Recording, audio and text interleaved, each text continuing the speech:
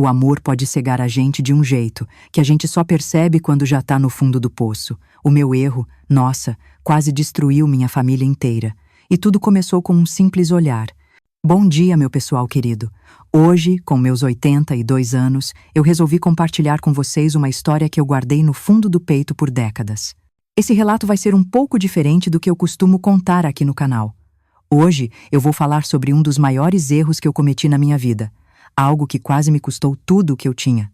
Isso aconteceu há muito, muito tempo. Em 1965, quando eu tinha só 22 aninhos. E embora eu tenha amadurecido demais desde então, eu sinto que preciso ser totalmente transparente com vocês. Antes de começar essa história pesada, eu queria pedir para você que está me assistindo agora, que deixe seu like nesse vídeo, se inscreva no canal se ainda não for inscrito, e me conta aí nos comentários de onde você está me assistindo hoje. Isso me ajuda muito a continuar dividindo minhas histórias com vocês. Muito bem, vamos lá. Meu nome é Letícia e eu tinha uma irmã chamada Laura, que era 3 anos mais velha que eu. Desde pequenas, a gente nunca foi muito próxima, sabe? A Laura sempre foi a filha perfeita da família. Bonita, estudiosa, educada. Querida por todo mundo na nossa cidadezinha no interior de Minas.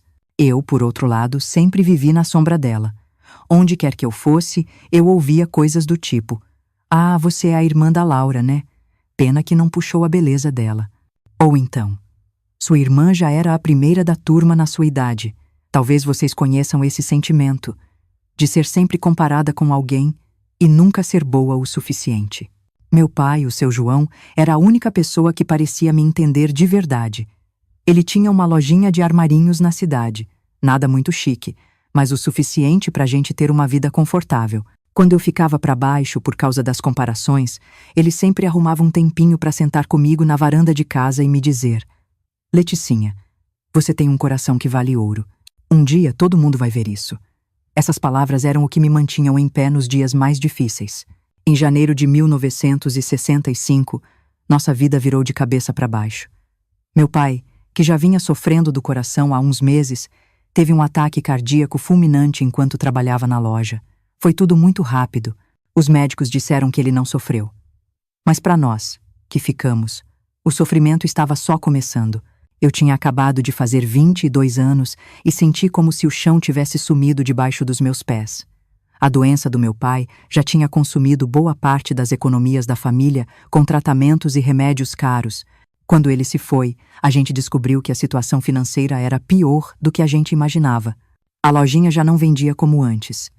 Tinha dívidas que ele escondia para não preocupar a gente, e a conta no banco estava praticamente vazia. Foi nesse momento que eu vi um lado da minha irmã que eu nunca tinha percebido antes.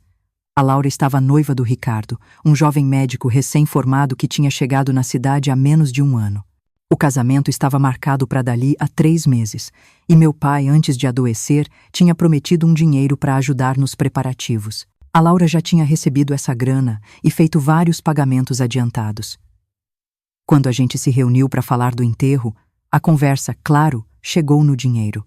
Minha mãe, com os olhos ainda vermelhos de tanto chorar, falou que a gente ia precisar de dinheiro para dar para o meu pai um enterro digno.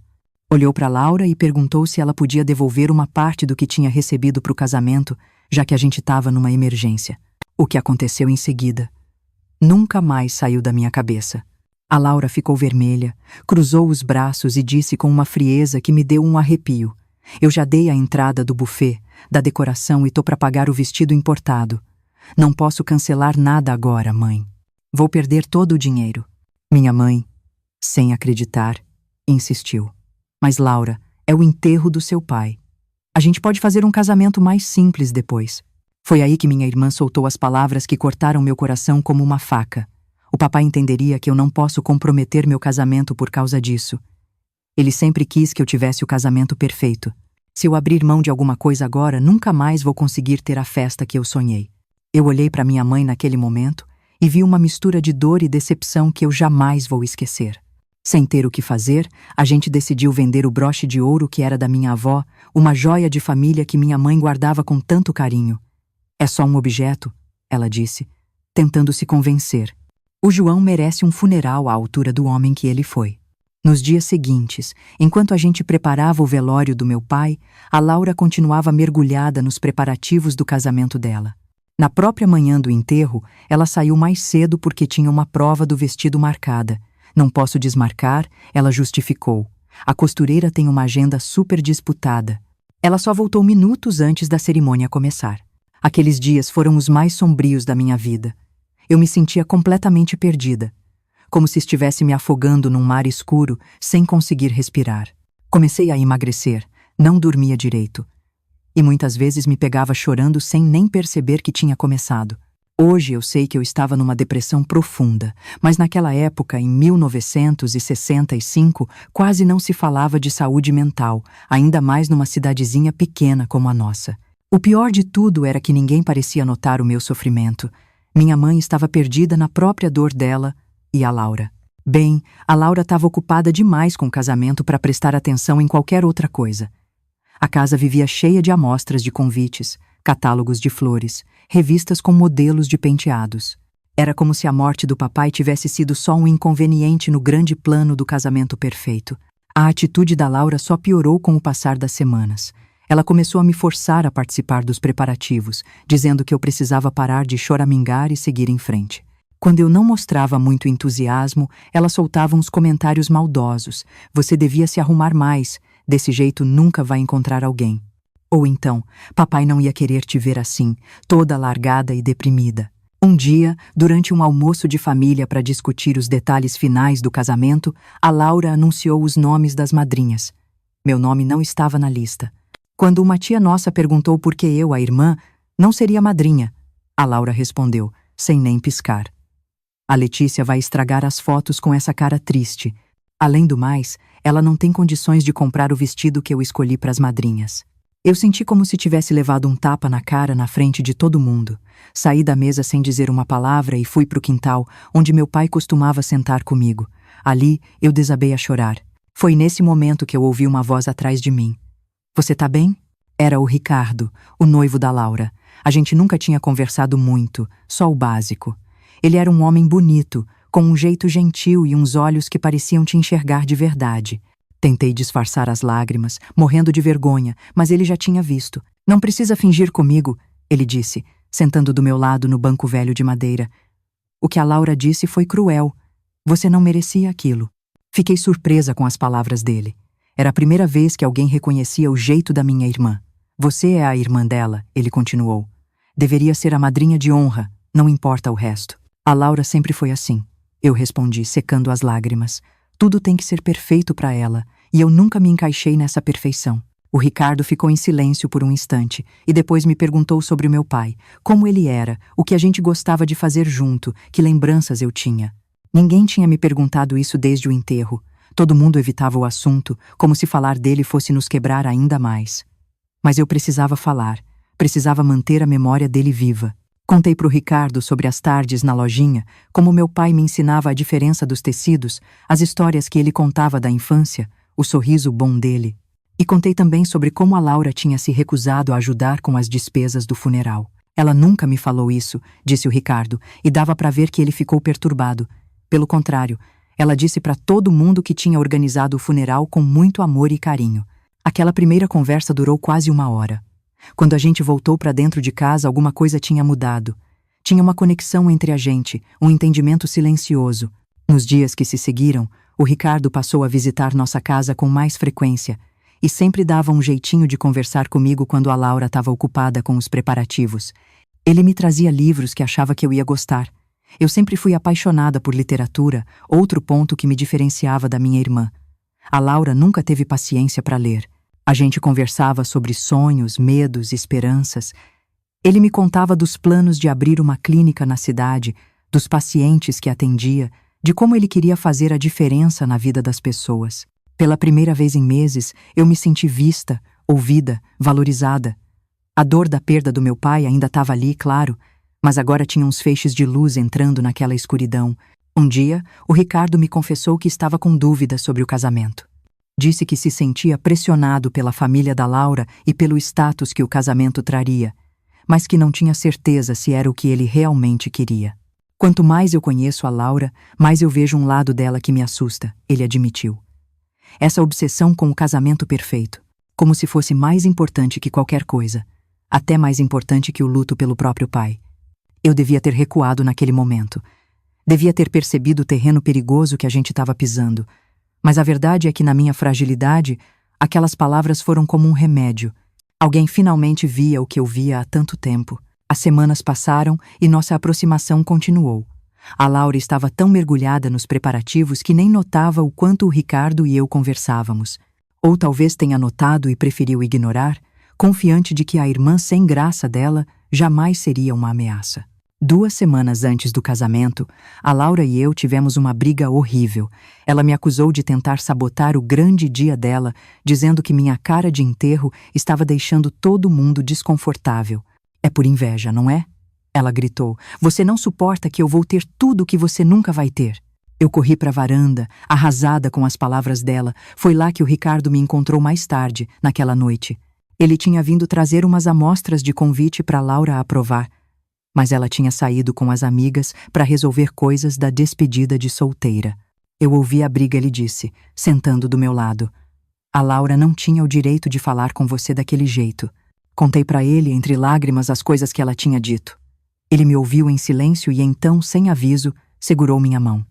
Nossos olhares se encontraram e, naquele momento, algo mudou entre a gente.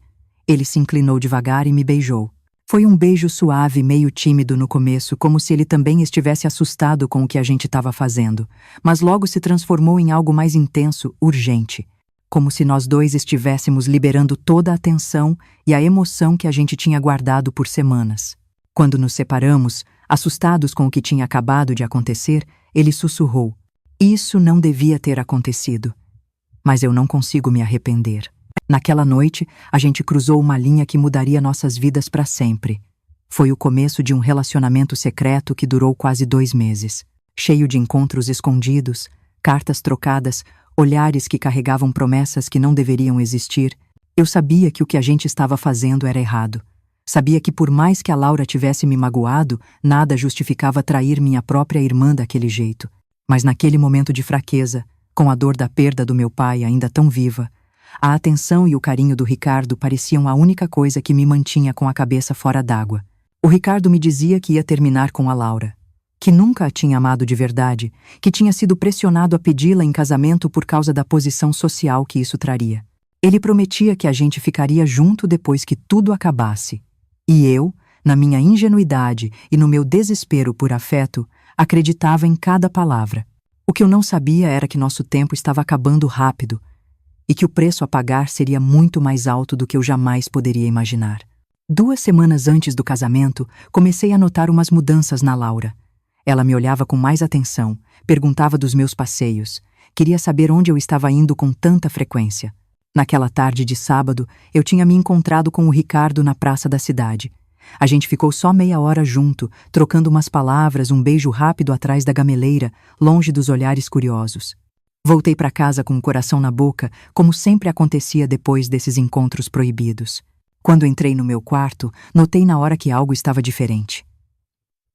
Meu diário, que eu sempre guardava debaixo do colchão, estava em cima da cama, aberto, exatamente na página onde eu tinha escrito sobre meu primeiro beijo com o Ricardo.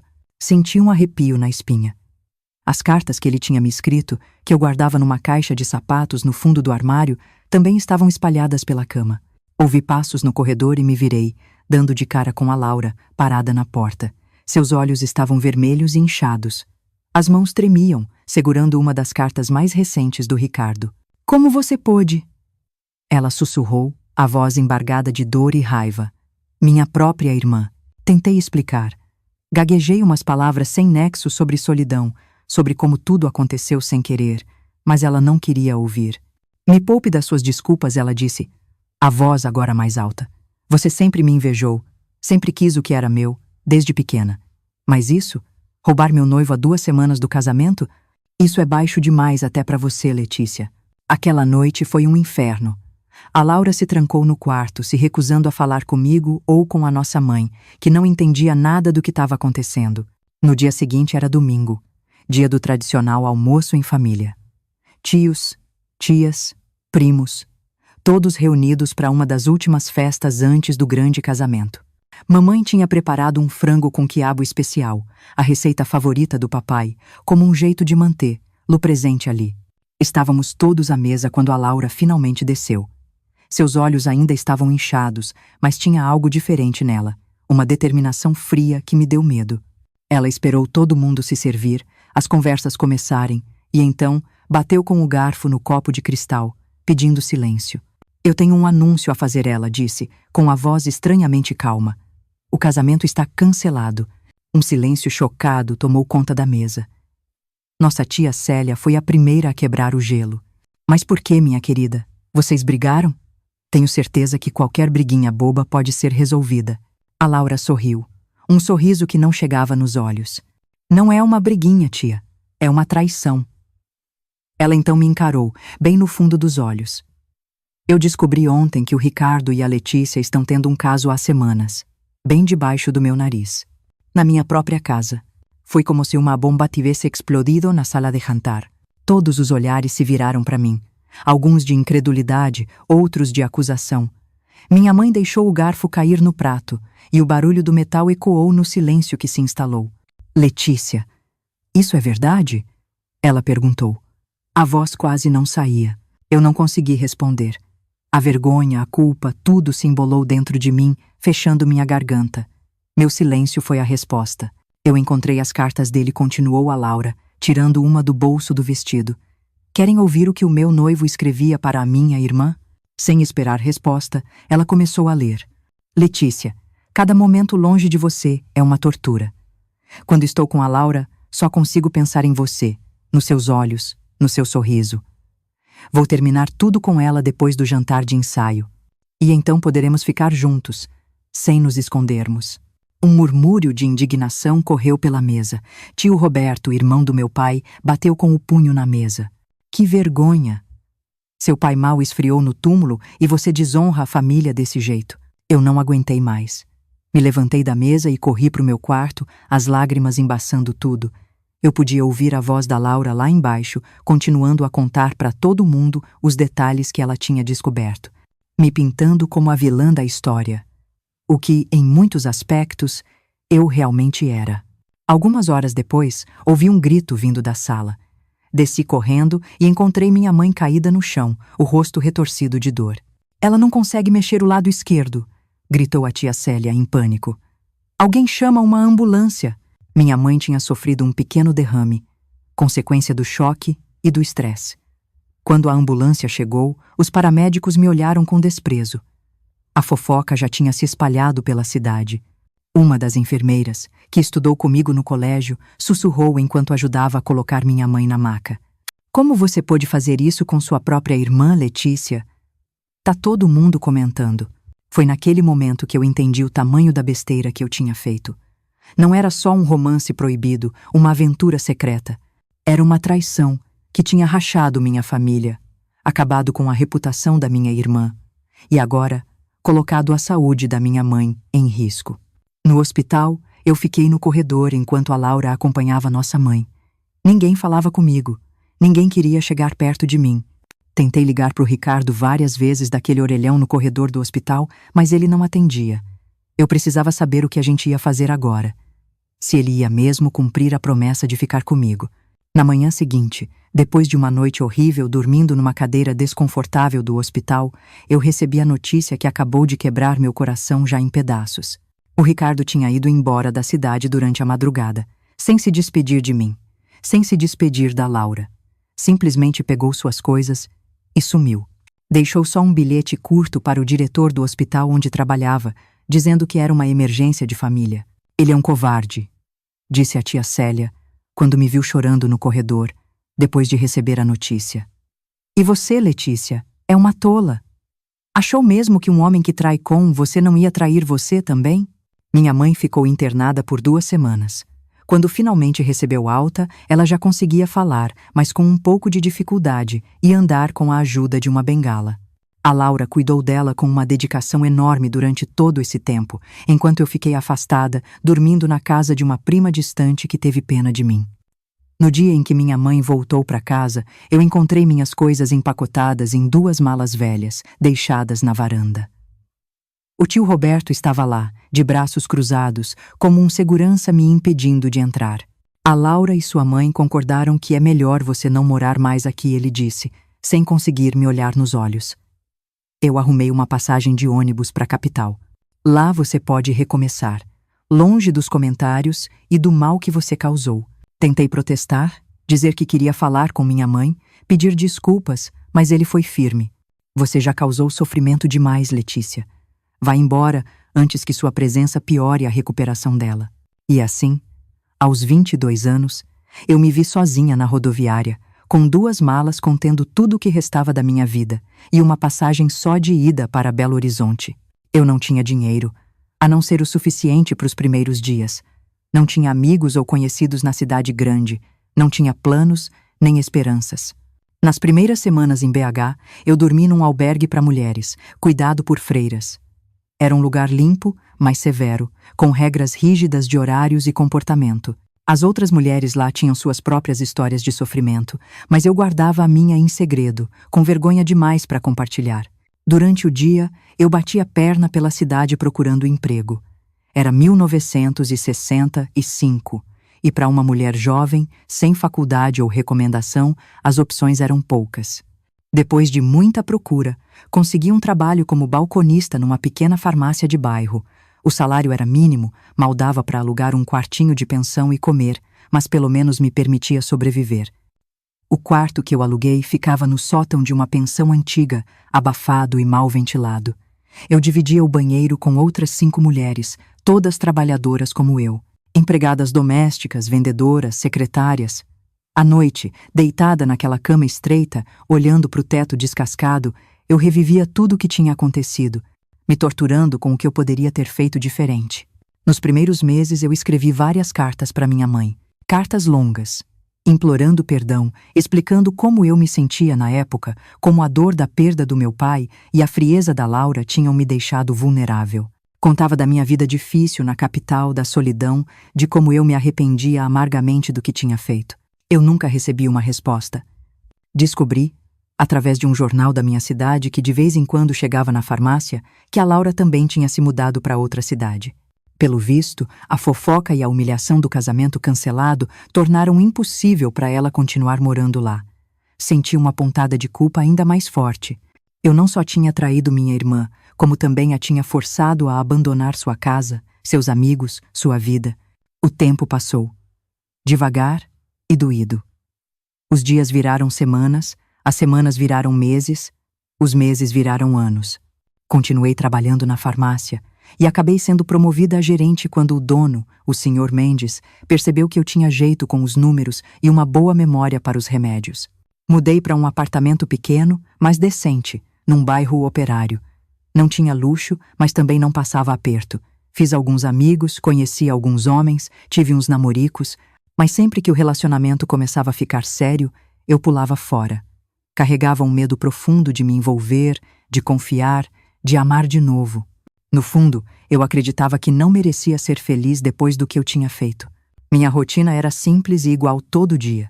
Acordava cedo, tomava um cafezinho num bar perto do AP, trabalhava o dia todo na farmácia, voltava para casa, jantava sozinha, lia um livro ou ouvia rádio até pegar no sono. Aos domingos, ia à missa na igreja do bairro, mais pelo hábito e para quebrar a solidão do que por fé. Era uma vidinha pequena, sem grandes alegrias ou tristezas. Só um dia depois do outro, numa cidade que nunca pareceu ser meu lar de verdade. Em 1967, consegui juntar um dinheirinho e comprar um rádio melhor. Era meu único luxo, minha conexão com o mundo. Eu ouvia música, notícias, radionovelas. Às vezes, quando tocava uma música que meu pai gostava, eu fechava os olhos e quase podia sentir ele ali comigo, naquele espacinho que eu chamava de casa. Eu ainda pensava no Ricardo de vez em quando. Não com amor ou saudade, mas com uma mistura de raiva, vergonha e curiosidade. Para onde ele teria ido? Será que estava trabalhando como médico em outra cidade? Teria encontrado outra mulher para enganar? Essas perguntas vinham principalmente nas noites de insônia, quando o passado parecia mais vivo que o presente. O Sr. Mendes, meu patrão, virou uma espécie de figura paterna para mim. Ele era um homem viúvo, de meia idade, com os filhos já criados e morando longe. Vendo a minha solidão, ele começou a me convidar para almoçar aos domingos na casa dele. Era uma gentileza que eu aceitava com gratidão, embora sempre me sentisse meio deslocada, como uma intrusa na vida dos outros.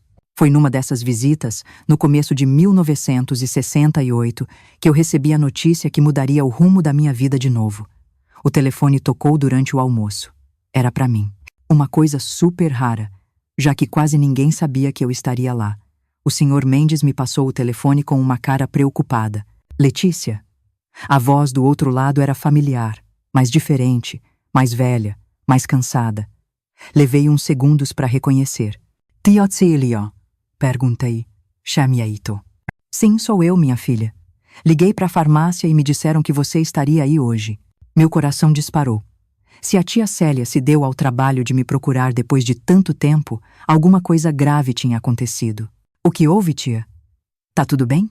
Um silêncio pesado do outro lado da linha. Depois, um suspiro fundo. É sua mãe, Letícia. Ela tá muito doente. Os médicos não dão muito tempo. Ela pediu para te ver. Aquelas palavras caíram sobre mim como um balde de água fria. Minha mãe, pedindo para me ver depois de quase 3 anos sem nenhum contato. Ela devia estar mal mesmo. Como? Como ela está? Consegui perguntar, com a voz embargada. É o coração. Tá muito fraco. Ela teve outro derrame semana passada, menor que o primeiro, mas no estado dela. Bem, os médicos dizem que é questão de dias, talvez semanas. Eu tô indo, disse, sem nem pensar. Pego o primeiro ônibus amanhã de manhã. Letícia. Tia Célia hesitou, como se estivesse escolhendo as palavras. A Laura também tá aqui. Voltou assim que soube. Vocês vão ter que se encontrar. Senti um nó na garganta. Laura, minha irmã, a quem eu tinha traído da pior maneira possível. Como seria encarar ela de novo depois de tudo? Entendi. Foi tudo o que eu consegui dizer. Chego o mais rápido que puder. Desligamos, e eu voltei para a mesa do almoço com as pernas bambas. O Sr. Mendes, notando minha palidez, me ofereceu um copo de água e um ombro amigo. Contei para ele por cima a situação, sem os detalhes mais dolorosos do passado. Ele, com sua gentileza de sempre, não fez perguntas. Só me deu uns dias de folga para eu poder viajar. Naquela noite arrumei uma malinha, só com o essencial. Enquanto dobrava as poucas roupas que eu ia levar, minha cabeça era um turbilhão. Como seria rever minha mãe depois de tanto tempo? O que eu ia dizer para ela? Pedir perdão mais uma vez? E a Laura? Como seria ficar cara a cara com a minha irmã de novo? Peguei o ônibus das 6 da manhã. A viagem de 6 horas pareceu uma eternidade. Cada quilômetro que me aproximava da minha cidade natal fazia meu estômago revirar mais de ansiedade. Olhando pela janela, vendo a paisagem mudar do concreto da cidade para o verde do campo, eu sentia como se estivesse viajando não só no espaço, mas no tempo, voltando a um passado que eu tinha tentado tanto deixar para trás. Quando o ônibus finalmente parou na pequena rodoviária da cidade, tive uma sensação estranha. Tudo parecia igual, congelado no tempo, enquanto eu tinha mudado tanto. As mesmas lojinhas, o mesmo café da esquina, os mesmos rostos conhecidos que agora me olhavam com uma mistura de surpresa e reprovação. Tia Célia me esperava na plataforma, mais envelhecida do que eu me lembrava. O cabelo dela, antes castanho com uns fios brancos, agora estava todo branco. As rugas no rosto estavam mais fundas, marcando os anos de preocupação e trabalho. Ela me abraçou rápido, um gesto mais formal do que carinhoso, e me levou para o carro. Sua mãe piorou nas últimas horas, ela disse, enquanto dirigia pelas ruas familiares. Os médicos estão lá agora. E a Laura? A Laura tá com ela o tempo todo. Quase não sai do quarto. Eu fiquei em silêncio, sem conseguir pensar numa resposta. Só de ouvir o nome da minha irmã, meu coração já disparava de ansiedade. O que eu ia dizer para ela? Como eu ia pedir perdão por algo tão grave? O carro parou em frente à casa onde eu cresci. A mesma casa onde eu vivi momentos de alegria e de tristeza profunda. Era esquisito estar ali de novo, como uma visitante, uma estranha. Tia Célia pegou minha mala e me guiou até a porta. Se prepara, ela disse baixinho. Ela tá muito diferente do que você lembra. Entramos, e o cheiro familiar da casa. Uma mistura de sabão em pó, madeira antiga e o cheirinho de lavanda que minha mãe sempre usava, me atingiu com força, trazendo uma avalanche de memórias. Tia Célia me levou pelo corredor até o quarto da minha mãe, o mesmo quarto que ela dividiu com meu pai por tantos anos. No corredor, parada em frente à porta, estava a Laura. 3 anos tinham se passado desde nosso último encontro, aquele domingo terrível em que tudo desabou. A Laura estava diferente. Mais magra, o rosto mais fino, com pequenas rugas nos cantos dos olhos. Vestia uma roupa simples, sem os enfeites e joias que ela tanto gostava antigamente. Nossos olhares se cruzaram e por um momento nenhuma de nós disse nada. O peso de tudo o que aconteceu estava ali, entre a gente, como uma parede invisível. Então, para minha surpresa, a Laura deu um passo à frente e disse, com a voz baixa: "Ela tá esperando por você. Tá consciente agora, mas fica indo e vindo. É melhor você entrar logo." Não tinha raiva na voz dela, só cansaço e preocupação. Eu balancei a cabeça, sem conseguir falar, e entrei no quarto. Minha mãe estava deitada na cama. Parecia menor, mais frágil do que nas minhas lembranças, a pele amarelada e os cabelos, antes castanhos, agora completamente brancos. Quando me viu, os olhos dela brilharam por um instante. Ela estendeu a mão trêmula na minha direção e eu a segurei, sentindo os ossos frágeis debaixo da pele fina. "Letícia", ela sussurrou. "Você veio." Foi aí que as lágrimas que eu segurei durante toda a viagem finalmente rolaram.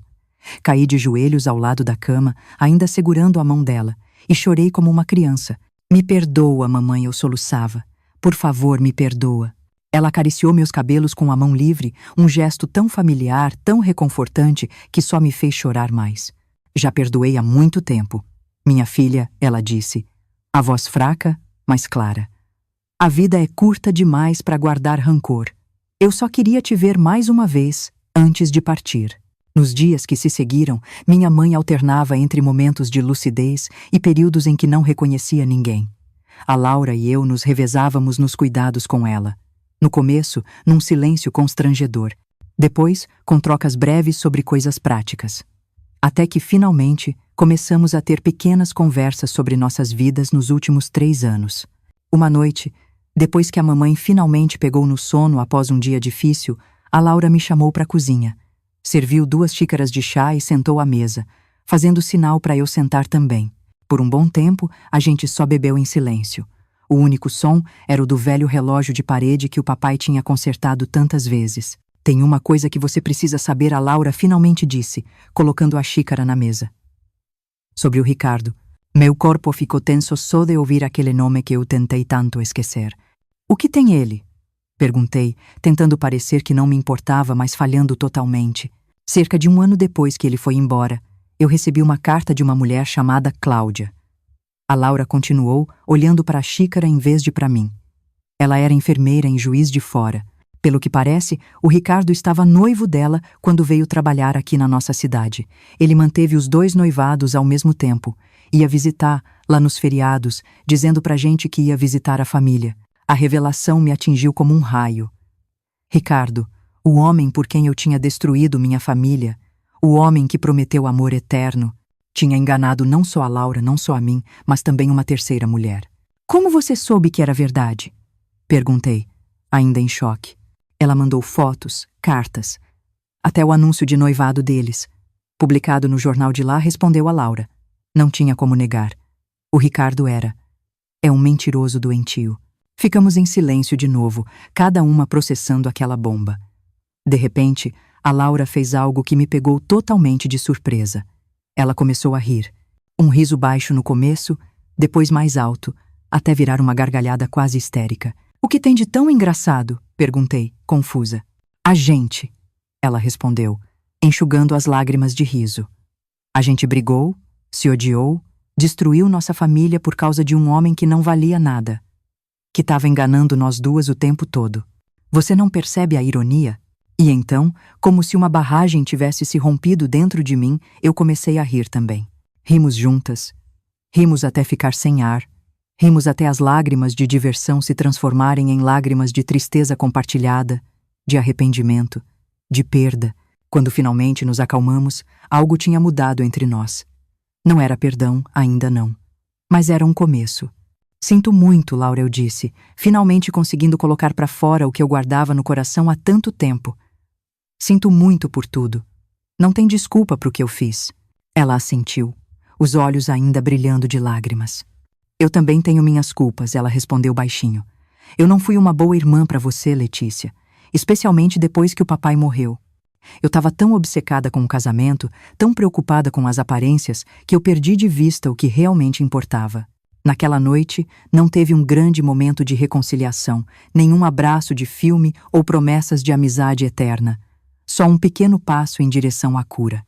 Um reconhecimento mútuo dos erros cometidos e da possibilidade, talvez, de um novo começo. Minha mãe faleceu 2 semanas depois da minha chegada, numa madrugada silenciosa de outono. Partiu durante o sono, sem dor, segurando a mão da Laura, que cochilava na cadeira ao lado da cama. Eu estava na cozinha preparando um chá quando ouvi o choro contido da minha irmã. Corri para o quarto e, ao ver o rosto sereno de mamãe, soube na hora que ela tinha partido. O funeral foi simples e digno, bem diferente da confusão que foi o enterro do meu pai. Poucos vizinhos apareceram. A maioria das pessoas ainda me olhava torto, e a presença da Laura, que também tinha deixado a cidade em circunstâncias polêmicas, não ajudava a atrair muita gente. Mas não importava. Estávamos ali, nós duas, para nos despedirmos da nossa mãe, e isso era o que realmente contava. Depois do enterro, a gente se viu diante daquela pergunta inevitável. O que fazer com a casa? Era o único bem que nossos pais tinham deixado, e nenhuma de nós planejava voltar a morar na cidade. Depois de algumas conversas, decidimos vender a propriedade e dividir o dinheiro igualmente. A gente pode recomeçar, disse a Laura, enquanto empacotávamos as lembranças de família numa tarde chuvosa. Você em BH, eu no sul de Minas. Novos lugares, novas possibilidades. Era estranho trabalhar lado a lado com minha irmã depois de tudo, enquanto organizávamos roupas, separávamos louças, embalávamos fotografias, conversávamos sobre coisas banais. O tempo, os vizinhos, pequenas memórias de infância. Evitávamos tocar nos assuntos mais dolorosos, como se tivéssemos feito um pacto silencioso de deixar o passado para trás. Na noite antes de partirmos, sentadas na varanda com 2 xícaras de café, a Laura finalmente quebrou esse pacto. Acho que eu nunca te contei por que eu fiquei tão obcecada com aquele casamento, ela disse, olhando para o céu estrelado. Fiquei em silêncio, esperando que ela continuasse. Eu estava grávida, Letícia, de 2 meses. A revelação me atingiu como um soco no estômago. Você perdeu o bebê? Perguntei, hesitante. Laura assentiu, os olhos fixos num ponto distante. Quando eu descobri sobre você e o Ricardo, eu fiquei tão transtornada que passei mal. Comecei a sangrar naquela mesma noite, depois daquele almoço de domingo. Não contei para ninguém, nem para mamãe. E então, no hospital, enquanto ela estava tendo o derrame, eu estava no andar de cima, perdendo meu filho. Eu senti as lágrimas escorrendo pelo meu rosto. O peso do que eu havia feito, da dor que eu havia causado, parecia ainda mais insuportável agora. Laura, eu não sei nem o que dizer. Se eu soubesse, não teria feito diferença, ela me cortou, a voz surpreendentemente calma. O que aconteceu, aconteceu. A gente não pode mudar o passado, só aprender com ele. E eu aprendi muito nesses 3 anos, Letícia. Aprendi que a vida é imprevisível e frágil demais para a gente desperdiçar com mágoas. Ficamos em silêncio por um longo tempo, só ouvindo os grilos e o vento suave nas folhas da velha mangueira do quintal. Acho que foi melhor assim, a Laura continuou. Imagina se eu tivesse me casado com ele, tido aquele filho. Estaria presa a um homem que não valia nada. Ainda dói? Perguntei, me referindo não só à perda do bebê, mas a tudo. A traição, o escândalo, os sonhos destruídos. Às vezes ela respondeu, honesta, mas não como antes. E você, Letícia, ainda pensa nele? Refleti por um momento. Não do jeito que você imagina. Eu penso no que eu fiz, nas escolhas que eu tomei, no mal que eu causei. Mas o Ricardo é como se ele fosse só um personagem numa história triste, não uma pessoa de verdade por quem eu ainda sinto alguma coisa. Na manhã seguinte, nos despedimos na rodoviária. A Laura embarcaria primeiro, rumo ao sul de Minas, onde tinha conseguido um emprego como secretária numa empresa de exportação. Escreve, ela disse, me abraçando rapidamente. Não era um abraço caloroso como os que trocávamos na infância, antes da competição e do ressentimento tomarem conta. Mas era um começo. Vou escrever, prometi. E você também. Voltei para BH com a sensação estranha de estar começando uma terceira vida.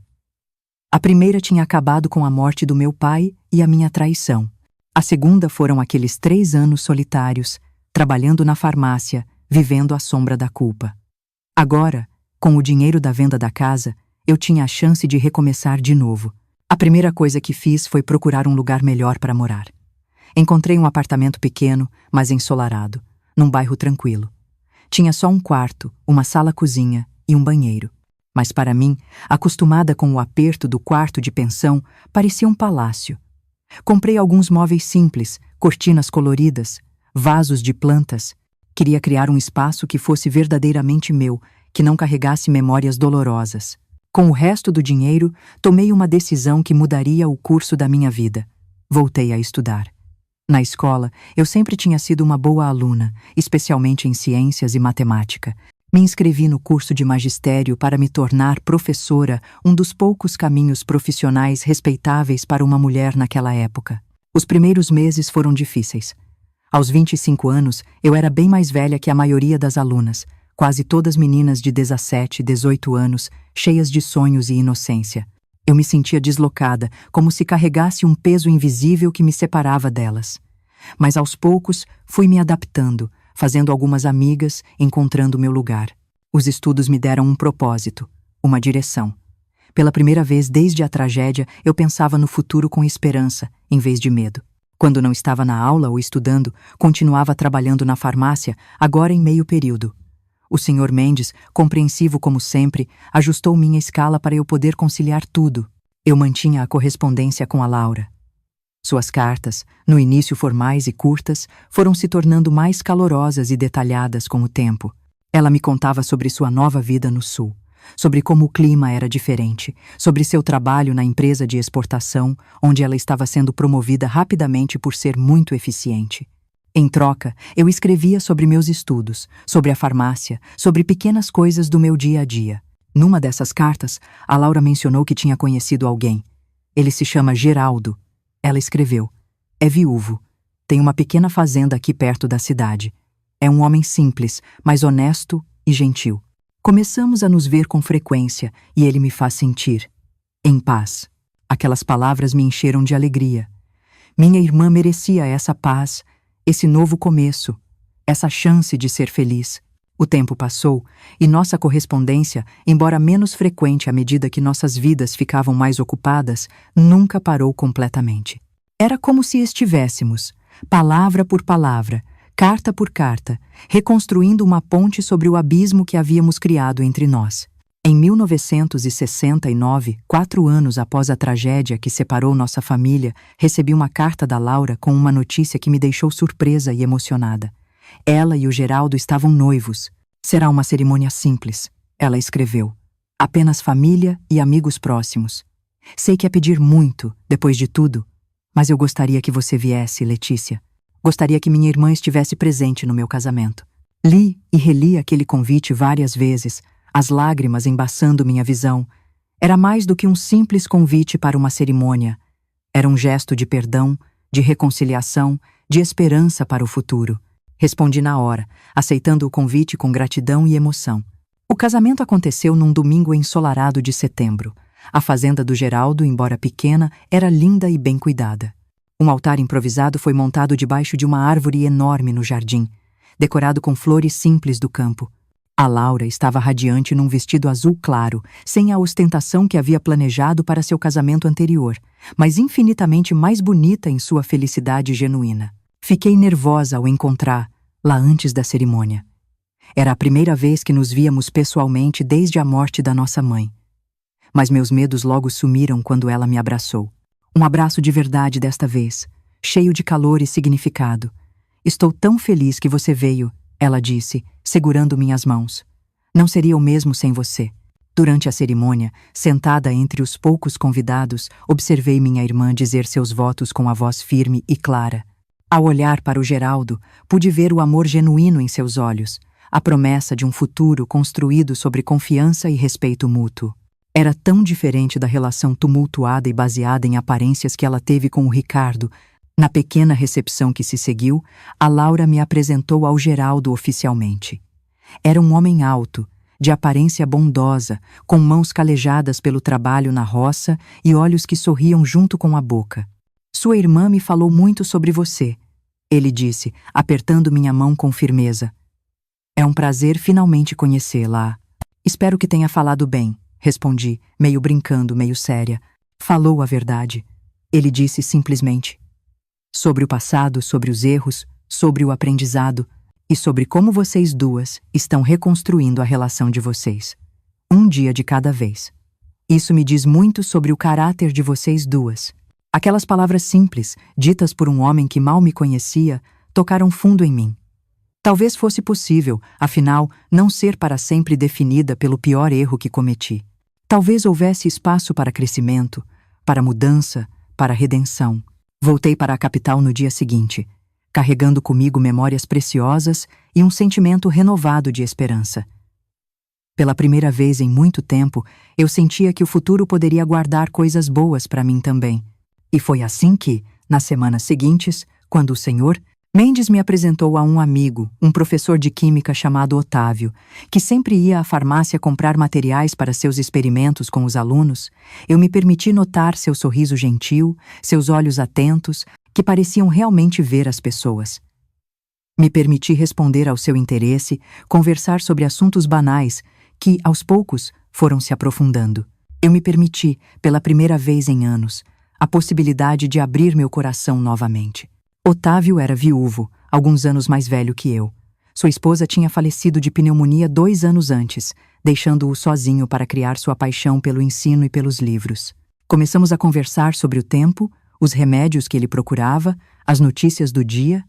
Com o tempo, as conversas ficaram mais pessoais. Ele me contou sobre sua esposa, sobre seu trabalho na escola pública, sobre seus autores favoritos.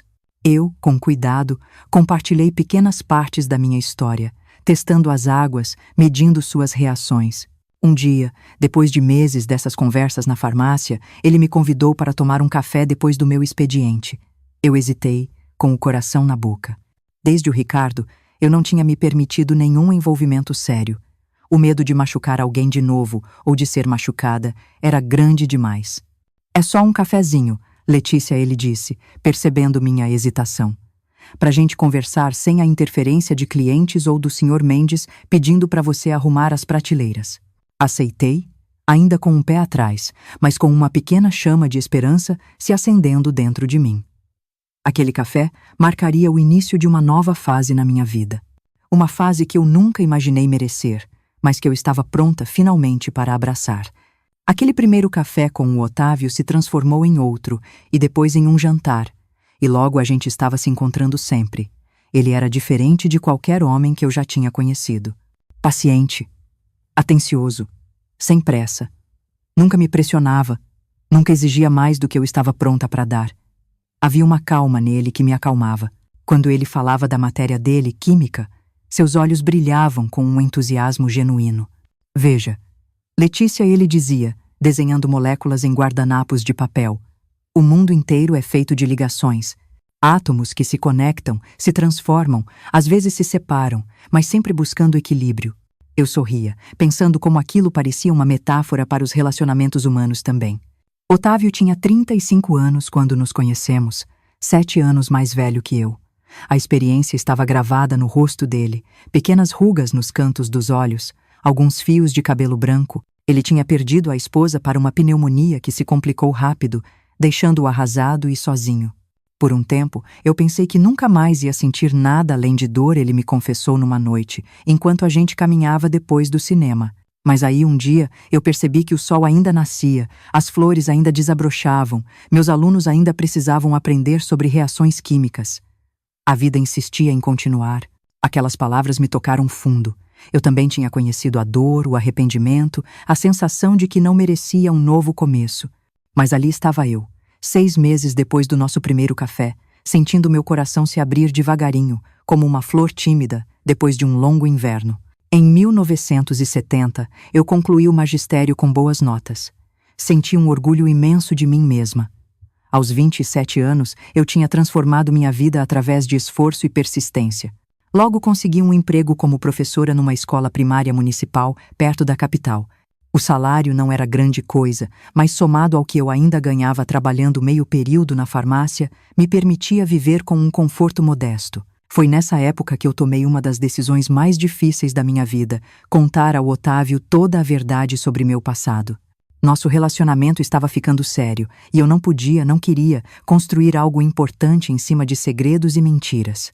Eu tinha aprendido da pior maneira possível como a mentira, mesmo a que a gente não conta, pode destruir não só relacionamentos, mas vidas inteiras. Escolhi um domingo tranquilo, depois de um almoço que preparei no meu apartamento. Com o coração na garganta e as mãos tremendo, eu contei tudo. A morte do meu pai, o casamento da Laura, meu envolvimento com o Ricardo, a tragédia que veio depois. Falei sobre o derrame da minha mãe, sobre meu exílio na capital, sobre os anos de culpa e solidão. Não escondi nada, não amenizei minhas ações. Não tentei me justificar. Otávio me ouviu em silêncio, sem interromper. Quando terminei, eu estava exausta, como se tivesse corrido uma maratona. Eu entendo se você quiser ir embora agora, eu disse, sem conseguir olhar para ele. Sei que não é fácil aceitar alguém com um passado como o meu. Para minha surpresa, ele pegou minhas mãos entre as dele. Letícia, ele disse, com a voz suave, todo mundo comete erros. Alguns maiores, outros menores, mas todos nós carregamos cicatrizes do passado. O que importa é o que a gente aprende com eles, como a gente cresce, como nos tornamos pessoas melhores. Eu não tenho medo do seu passado, ele continuou. Eu tenho mais medo de um futuro sem você. Suas palavras abriram uma comporta dentro de mim. Chorei como não chorava há anos. Não de tristeza, mas de alívio, de gratidão, de uma emoção que eu nem conseguia nomear. Otávio me abraçou, me deixou chorar até não ter mais lágrimas, e então me beijou suavemente. Naquele momento, algo se curou dentro de mim. Não completamente. Algumas feridas nunca saram por completo, mas o suficiente para eu poder finalmente seguir em frente. Para eu poder acreditar que merecia uma segunda chance, que merecia ser feliz. Em julho daquele mesmo ano, Otávio me pediu em casamento. Foi um pedido simples, sem grandes gestos, só nós dois sentados no banquinho do parque onde a gente costumava passear aos domingos. Eu quero construir uma vida com você, Letícia, ele disse, segurando minhas mãos. Uma vida baseada em honestidade, respeito e amor. Você quer casar comigo? Eu disse sim, sem hesitar. Aos 27 anos, depois de tanto sofrimento e aprendizado, eu finalmente estava pronta para um novo começo. Nosso casamento foi pequeno. Apenas alguns amigos próximos, colegas de trabalho e, claro, a Laura e o Geraldo, que fizeram a longa viagem do sul de Minas especialmente para a ocasião. Quando a Laura me abraçou depois da cerimônia, ela sussurrou no meu ouvido. Papai estaria orgulhoso de você, Letícia. De quem você se tornou. Suas palavras foram o melhor presente que eu poderia receber. Os primeiros anos de casamento foram de adaptação e descoberta. A gente se mudou para uma casa pequena, mas mais confortável, com um jardim nos fundos onde eu plantei flores e ervas, lembrando do jardim da casa dos meus pais. Otávio continuou dando aulas de química, e eu me dedicava às minhas turminhas na escola, encontrando uma alegria profunda em ajudar aquelas crianças a descobrir o mundo. Em 1972, descobri que estava grávida. A notícia trouxe uma mistura de alegria e medo. Alegria pela vida que crescia dentro de mim, pelo futuro que se abria.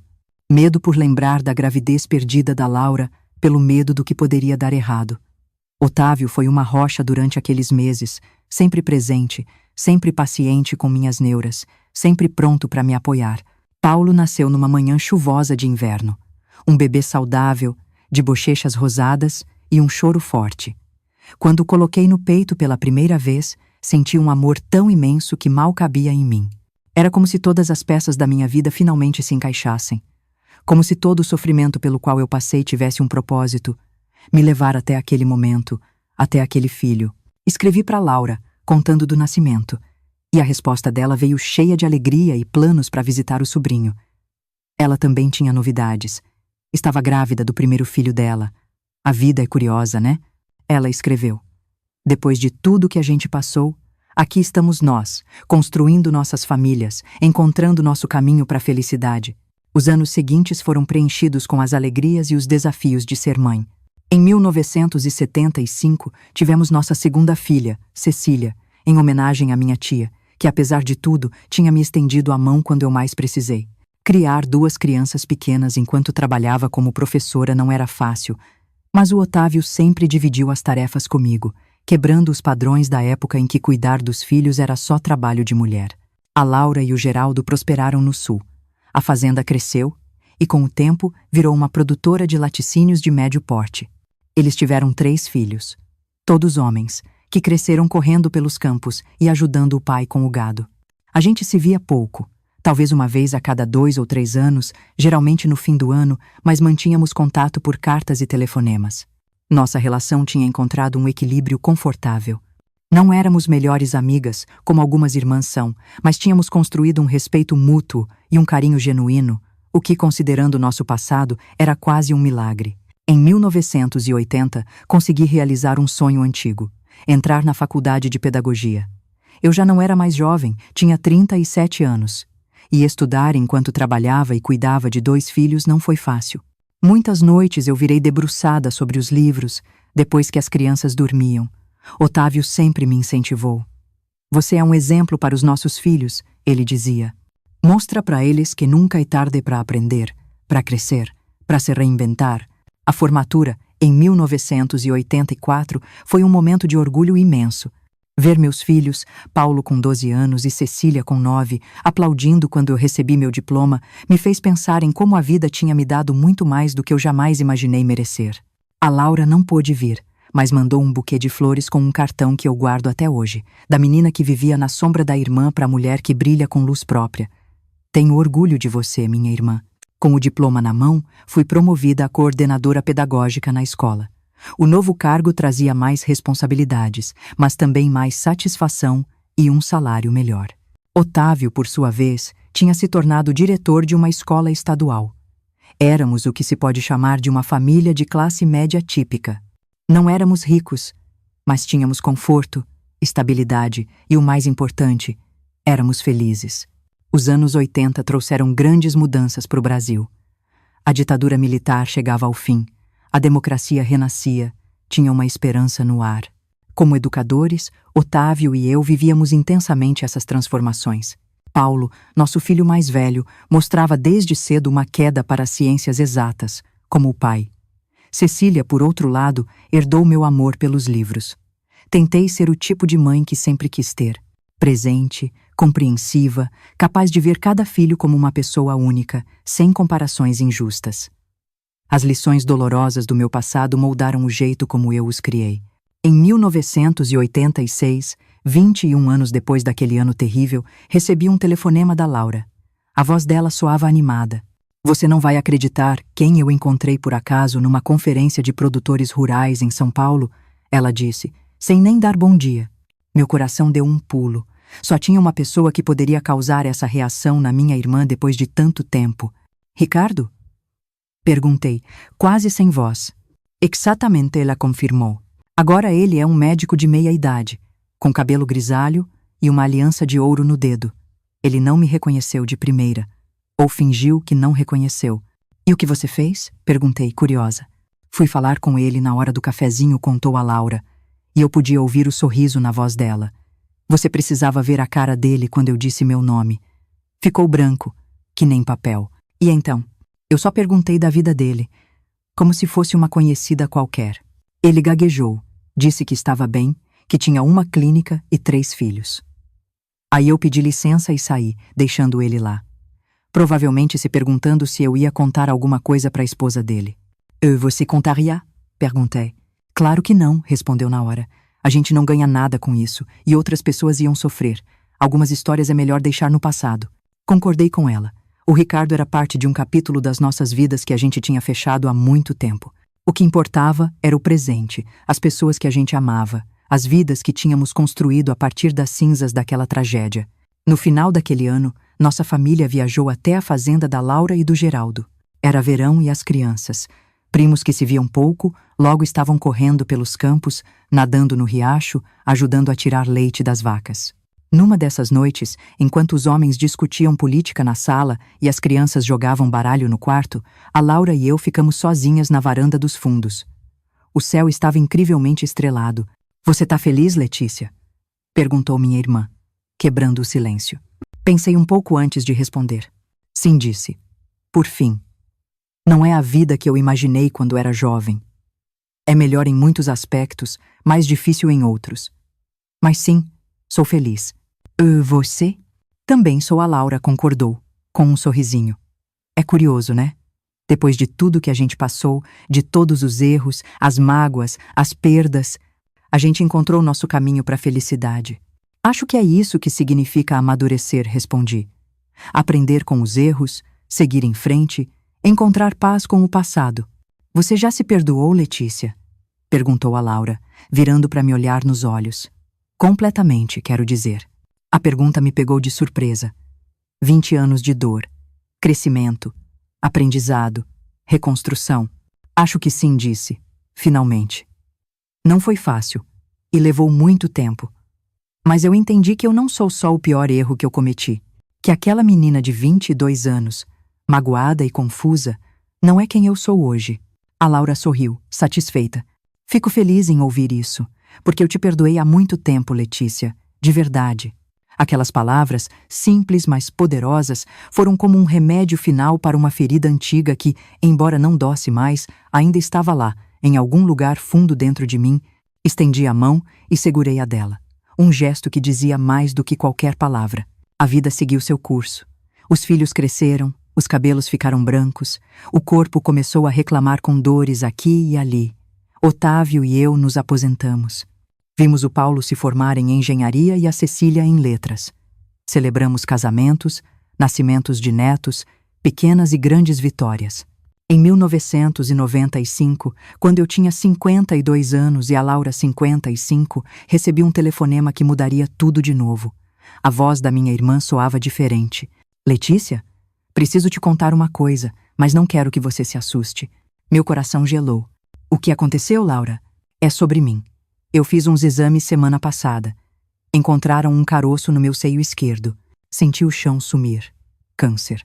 Naquela época, ainda era quase uma sentença de morte, especialmente numa cidade pequena.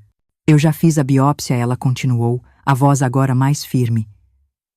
Tô esperando os resultados, mas o médico daqui não pareceu muito otimista. Desta vez, eu não aceitei um não como resposta. Arrumei minhas malas e peguei o primeiro ônibus para o sul. 24 horas de viagem, com a cabeça a mil.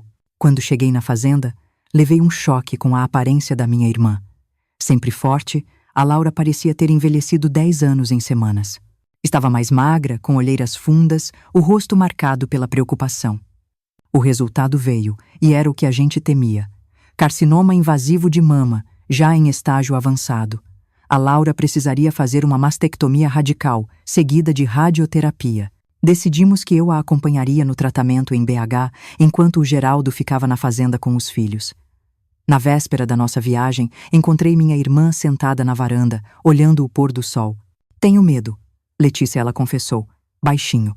Não da morte em si, mas de sofrer, de perder minha dignidade, de ser um fardo. Peguei a mão dela. Você nunca vai ser um fardo, eu disse com firmeza. E a gente não vai deixar você sofrer. Vamos estar do seu lado em cada passo. A cirurgia foi longa. 8 horas na sala de espera. As notícias não foram boas. O câncer já tinha se espalhado. Os meses seguintes foram uma batalha. A Laura enfrentou a rádio, perdeu o cabelo, sofreu com enjoos terríveis, viu o corpo dela mudar. E através de tudo isso, ela manteve uma força, uma dignidade, que me deixava admirada. Eu me afastei da escola e passei a me dividir entre a minha casa em BH e a fazenda, ajudando a cuidar dela. Foi nesse tempo que o Geraldo me contou uma coisa que eu nunca esqueci. Sabe qual foi a primeira coisa que a Laura me disse quando soube do diagnóstico? Ele perguntou. Ela disse, Geraldo, promete que vai manter contato com a minha irmã Letícia depois que eu for embora. Ela é mais forte do que pensa, mas não deve ficar sozinha. Eu chorei ao ouvir aquilo. Depois de tudo, de toda a dor que eu causei, minha irmã ainda se preocupava comigo. Por quase um ano, a vida seguiu nesse ritmo suspenso entre a esperança e o desespero. Houve dias bons e dias terríveis. Numa tarde boa, quando os médicos falavam em remissão, estávamos sozinhas no quarto dela. Letícia, ela disse, quero te pedir uma coisa. Quero que você prometa que vai continuar vivendo plenamente, não importa o que aconteça comigo. Que vai aproveitar cada dia, que vai amar seus filhos e netos, que vai viajar, aprender coisas novas, rir muito. Prometi, com lágrimas nos olhos, acreditando que ela ia vencer aquilo. E por um tempo, pareceu que sim. A Laura melhorou.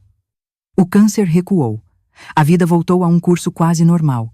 Em 1997, 2 anos depois do diagnóstico, o telefonema que eu mais temia. Era o Geraldo. Letícia, ela tá no hospital. O câncer voltou. Nos ossos e no fígado. Os médicos dizem que não há muito o que fazer.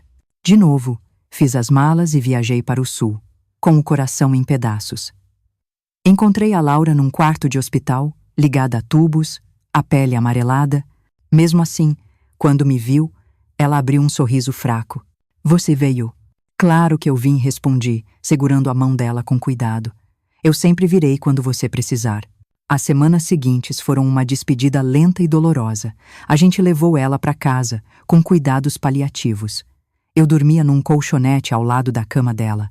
Às vezes, quando a dor diminuía, a gente lembrava da infância, falava dos nossos filhos, do futuro que eu fingia que ela teria. Numa dessas conversas, ela me perguntou: você acha que nossos pais estariam orgulhosos de nós, Letícia? Apesar de tudo, acho que sim, respondi. A gente errou, se machucou, se perdeu, mas a gente se achou de novo. Sim, acho que eles estariam orgulhosos. Fico feliz por a gente ter tido essa segunda chance, ela murmurou, quase dormindo. Feliz por a gente ter voltado a ser irmãs de verdade. Numa manhã de domingo, quase 3 meses depois que eu cheguei, acordei com um silêncio. Um silêncio diferente, mais profundo. Eu soube antes mesmo de olhar que a Laura tinha partido durante a noite. O rosto dela estava sereno, sem nenhum traço da dor que a maltratou por tanto tempo. Sentei na beira da cama e segurei a mão dela, ainda quente pela última vez. Adeus, minha irmã, sussurrei. Obrigada por me ensinar sobre perdão, sobre recomeço, sobre o amor que resiste a tudo. O funeral foi na capelinha da cidade. Estava lotado. Parecia que a cidade inteira veio se despedir. A Laura tinha tocado muitas vidas. Voltei para casa uma semana depois, carregando não só a tristeza da perda, mas uma gratidão profunda pelo tempo que tivemos juntas, pelas barreiras que derrubamos, pelo amor que, apesar de tudo, conseguiu florescer de novo entre nós. Os anos se seguiram. Mantive contato próximo com a família da Laura. A vida continuou. Otávio e eu nos aposentamos de vez, curtindo os netos. Em 2010, o Otávio foi diagnosticado com Alzheimer. Foi devastador ver aquela mente brilhante se apagar aos poucos. Eu me tornei cuidadora, e a força que a Laura mostrou na luta dela me dava forças para continuar. Otávio faleceu em 2015, depois de 5 anos de declínio. Fiquei viúva aos 72 anos. Foi um golpe duro, mas eu não estava sozinha. Hoje, aos 82 anos, eu olho para trás e vejo uma vida cheia de erros e acertos, de quedas e recomeços, de dor e alegria. O erro que cometi aos 22 anos poderia ter definido toda a minha vida. Poderia ter me condenado a uma vida de amargura e solidão. Mas de algum jeito, eu encontrei forças para recomeçar, para buscar o perdão, para me tornar uma pessoa melhor a partir das cinzas do meu maior erro. Aprendi que não somos definidos pelos nossos piores momentos, mas pelo jeito que a gente reage a eles. Como a gente cresce a partir deles. A história que eu contei para vocês hoje não é só sobre uma traição. É sobre redenção, sobre segundas chances, sobre a capacidade de perdoar e ser perdoado. Se tem algo que eu queria que vocês levassem daqui, meus queridos, é que nunca é tarde demais para recomeçar, para buscar o perdão, para construir uma vida boa a partir dos escombros dos nossos erros. O passado não precisa ditar o nosso futuro. A gente sempre pode escolher um caminho diferente. A gente sempre pode escolher o amor, a compaixão, a verdade. A jornada não vai ser fácil. A minha, com certeza, não foi. Mas se a gente persistir, se a gente encarar nossos medos com coragem, a gente pode encontrar a paz que parecia impossível no meio do desespero. E quanto ao amor? Bem, o amor de verdade não é aquela paixão que cega a gente, que nos faz trair a confiança. O amor de verdade é paciente, é generoso, é honesto. Foi o que o Otávio me ensinou. Foi o que a Laura e eu, apesar de tudo, conseguimos reconstruir como irmãs.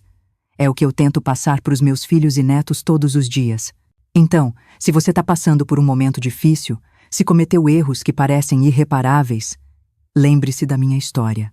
Lembre-se que uma menina de 22 anos que traiu a própria irmã e destruiu sua família, conseguiu, com tempo, esforço e muito amor, reconstruir sua vida e encontrar a paz. Você também pode. Não importa o tamanho do buraco em que você se meteu. Sempre existe um caminho de volta para a luz. Basta dar o primeiro passo, e depois outro e mais outro. Um dia de cada vez. Uma escolha de cada vez. Até você perceber que não é mais a mesma pessoa que cometeu aqueles erros. Que você cresceu, aprendeu, se transformou. Essa é a mensagem que eu deixo para vocês hoje. A lição mais valiosa que eu aprendi nos meus 82 anos de vida. Somos mais do que nossos erros. Somos nossa capacidade de aprender com eles. E agora, se me permitem, gostaria de pedir de novo. Se essa história tocou seu coração, deixe seu like. Se inscreva no canal para mais relatos como este. E me conte nos comentários se você já viveu uma situação onde o perdão, seja dar ou receber, transformou a sua vida. Suas histórias me inspiram a continuar compartilhando as minhas, mesmo as mais difíceis. Obrigada por me ouvirem hoje. Até o próximo vídeo.